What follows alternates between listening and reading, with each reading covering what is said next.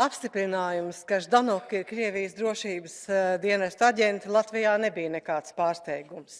Daudz satraucošāks ir fakts, ka viņa nav vienīgā, kas Strasbūrā un Briselē, arī galvaspilsētās, netraucēti īsteno Krievijas iejaukšanās politiku ar mērķi irdināt mūsu sabiedrības vienotību, sēt naidu un radīt neticību Eiropas vērtībām, kā arī veicināt populismu un ekstrēmismu.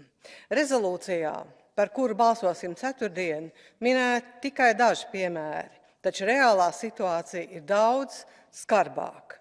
Krievijas ietekmes aģentu tīkls Eiropā ir plašs un toksisks. To Kremlis ir pārmantojis no Padomju Savienības un veiksmīgi attīstījis, tajā iepinot arī Eiropas Savienības politiskās elites pārstāvis Šrēderu, Liponenu, Fijonu un citus, Eiropas parlamenta deputātus un dažāda mēroga pašvaldību vadītājus un kultūras zvaigznes.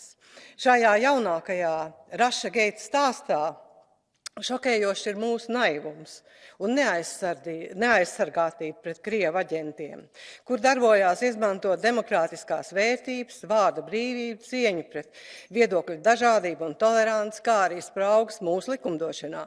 Šokējoši ir fakts, ka savā graujošajā darbībā šie aģenti pamanās izmantot Eiropas Savienības finansējumu, resursus un platformu.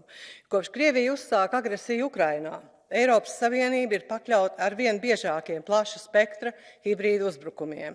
Tāpēc šāda ārvalstu aģentu atrašanās Eiropas parlamentā un citās mūsu demokrātijas institūcijās rada būtiskus riskus mūsu drošībai un kredibilitātei.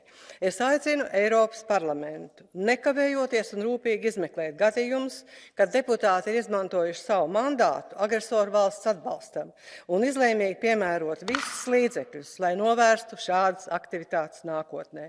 Mūsu resursi nedrīkst tikt izmantot, lai grautu Eiropas Savienības vērtības un studētu autoritārus režīmus.